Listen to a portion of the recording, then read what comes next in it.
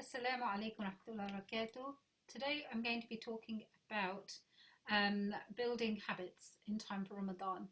So as we know, the months of Rajab and Sha'ban are months of preparation. As Sheikh has often reminded us, you cannot go onto a race course to run a marathon without having prepared before it. And Ramadan is a month of reaping the rewards of our efforts rather than starting on the effort, inshallah.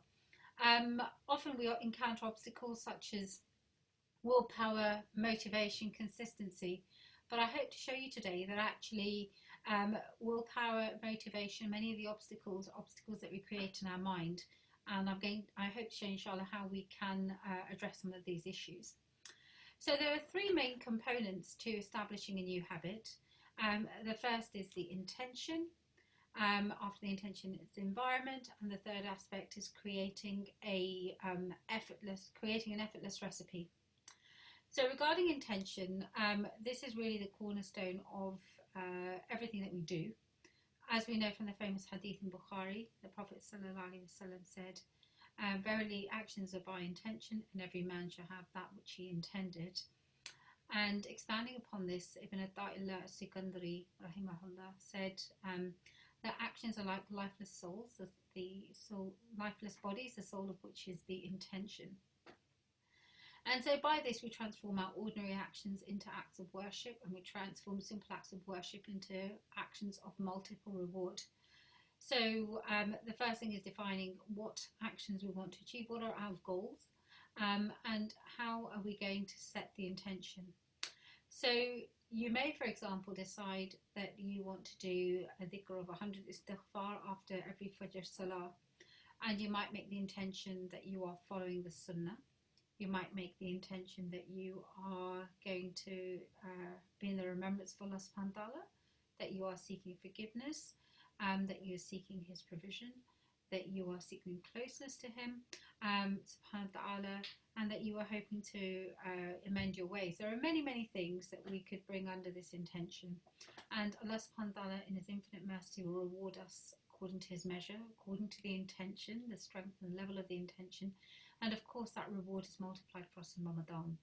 So this is a time to be setting those intentions, and remember that a good intention is rewarded even if the action is not completely fulfilled. So it would be worth taking some time to evaluate our lives and see what we want to achieve this Ramadan, and what we want to achieve in our lives. So I would say that's the first thing, intention.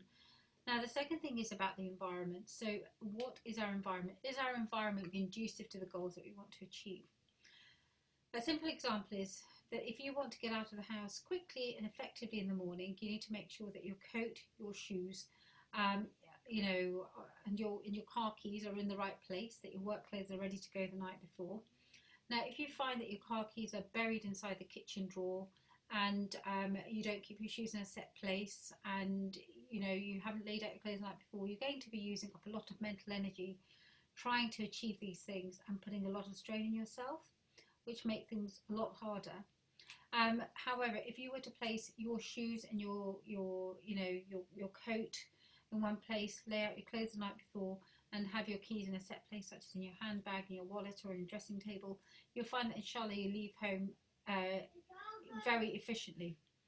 So taking this point a little bit further, the environment's very important. And likewise, if you would say, coming back to the example of 100 istighfar after Fajr, you would say, well, what do I need to do that? And you might say, well, actually, I like to use my prayer beads to do that. So if your prayer beads are not accessible, and your environment is cluttered, then you are going to waste time and it's going to become too difficult. So the best thing would be to have access to the prayer beads, if that's what it will take for you to do that, and to make it somewhere that you can find very easily. So the environment is very important, and in a wider context, we're told to surround ourselves, for example, by good company, by having a place in our homes where we can offer salah, etc. To create this infrastructure around us, to be in a state of purity, so trying to maintain wudu, for example, so that it becomes easy for us to pray. All these things are part of our environment.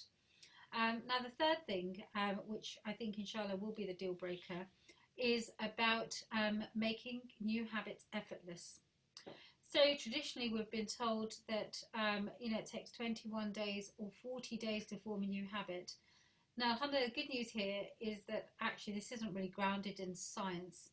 The science of habit formation is really, it doesn't have to be as hard as we make it.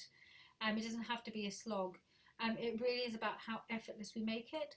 So the way that the brain works is that it likes to take shortcuts. Because for the brain, survival is all about conserving energy. So historically, if we think about the caveman, for example, food was a scarcity, and because of this, the brain was designed, because the brain is inherent to our survival.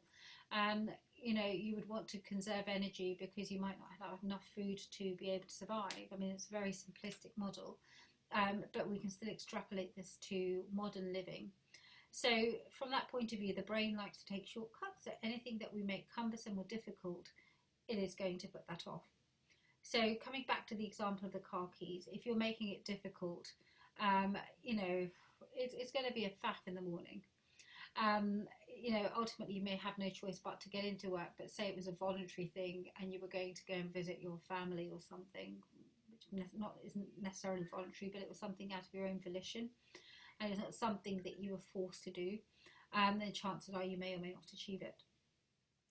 So it's about making things effortless and not reliant on something called willpower or motivation, because that infers, by that we infer that this is going to be coming from a huge internal effort. Actually, it's a lot easier, and it's about creating a recipe that's effortless and that's rewarded. So what happens in this recipe? Well, we've already talked about intention, we've already talked about environment, but what I also want to talk about here is about creating an effortless recipe. And that means that you choose something very, very simple in your environment that acts as what we call an anchor. So coming back to the example of 100 istighfar, you might say that the anchor for that is the prayer mat of Fajr. So you find something that's very easy in your environment that you're going to come across straight away, where you won't need to think and you can do it almost automatically, and you make the action so small that it's effortless.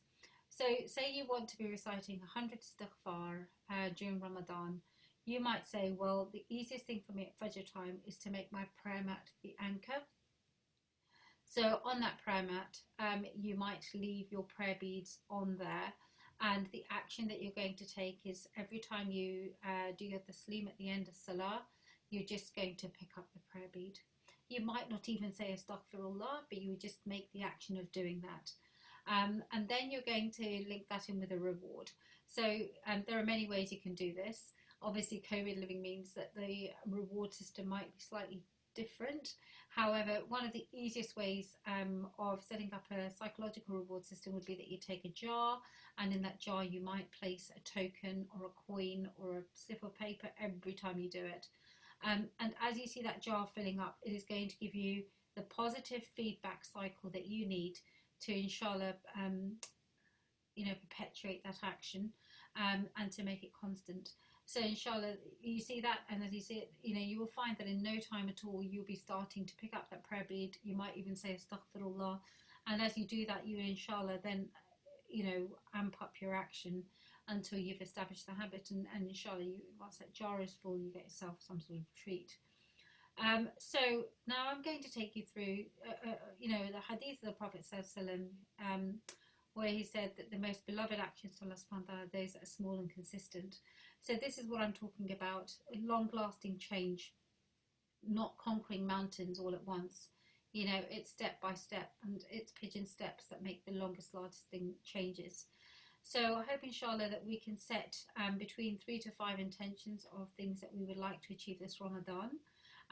That will inshallah outlast Ramadan and last us a lifetime, because we have made them so easy and so effortless that we're literally taking pigeon steps from one step to the next. Remember to ground your new actions in sincere intention, set up your environment so it's conducive to worship, and make the action effortless, so you don't even need to think about it.